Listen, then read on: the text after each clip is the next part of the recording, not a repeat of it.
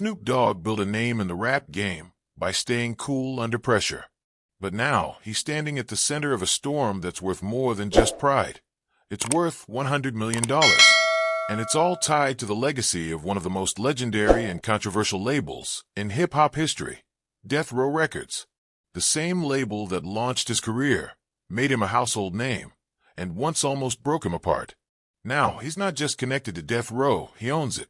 And that ownership has put him face to face with a legal fireball that's heating up fast. Recently, Snoop made a move that grabbed everyone's attention.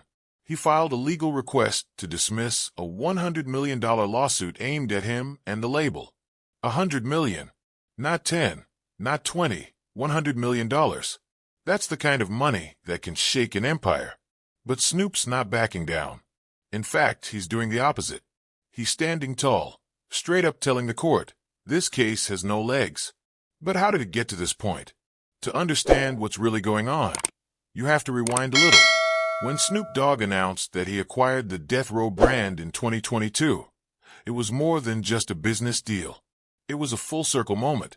The same label that once helped build him into a global icon had now become part of his personal empire. He promised to reshape the brand, bring it into the digital age, and honor its legacy while cutting out the chaos that haunted it for years. Fans were hyped. Nostalgia kicked in. Everyone thought it was a perfect ending to a wild story. But what they didn't see coming was a lawsuit from a company that claimed they still had rights to keep parts of the Death Row catalog. That company, who says they bought parts of the label's assets during one of Death Row's many bankruptcy shakeups, is accusing Snoop of taking over the label without properly dealing with them. They're saying, you can't just buy the name and ignore the baggage. And now they want to be paid. Not a little bit. $100 million worth. Snoop's response? He's not paying a dime. In his motion to dismiss, his legal team laid it out clearly. The lawsuit is based on shaky claims, outdated paperwork, and misunderstandings about who owns what. They argue that everything Snoop acquired was legal, transparent, and fair, and that if this company had any real claim, they should have acted on it years ago. Instead, Snoop says, they sat back and waited until the brand got hot again to start swinging. That's what makes this so messy. Because while Death Row was in chaos, after Suge Knight lost control, after the catalog bounced around between investors, there were a lot of unanswered questions. Who owned the masters? Who controlled the publishing? What rights were really transferred during all those years of court cases and silent deals? Snoop's team is basically saying, we cleaned up the mess. We brought order to the chaos. And now that it's profitable again, these folks want a piece they never earned. But the other side sees it differently. They believe Snoop skipped some steps and ignored legal agreements made long before he stepped back into the Death Row building. That's what makes this more than just another lawsuit. It's a battle over history, over rights, over legacy. And it's happening at a time when Death Row's name is hotter than it's been in years. Since the takeover, Snoop has done everything to flip the brand into a 2020s powerhouse.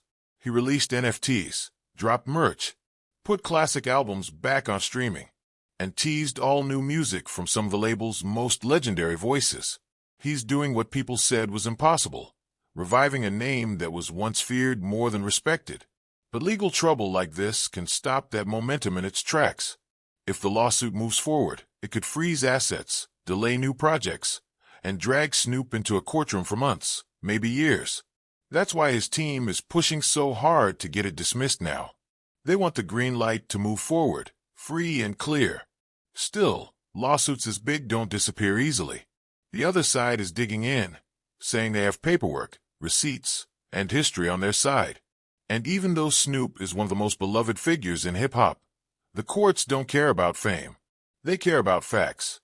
And if there's even a small crack in the foundation of the Death Row deal, this case could open it wide.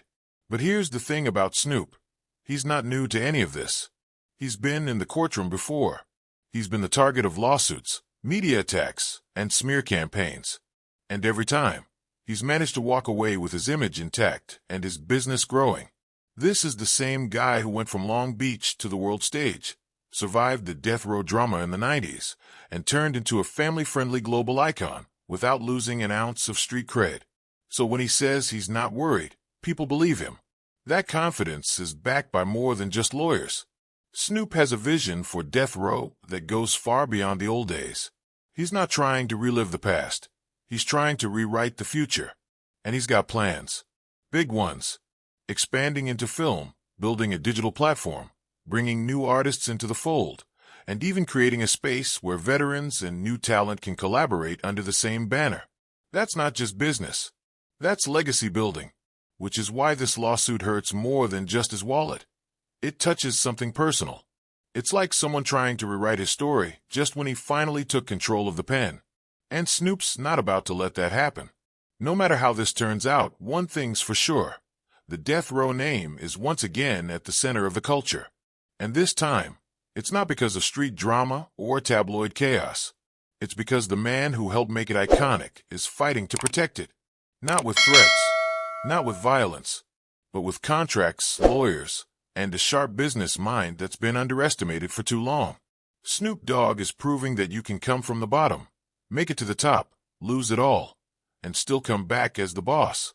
And if he wins this legal battle, it'll be one more example of how staying true, playing smart, and never folding can turn even the darkest history into a blueprint for success. The next chapter of Death Row is being written right now, in courtrooms, boardrooms, and studios. And Snoop's holding the pen,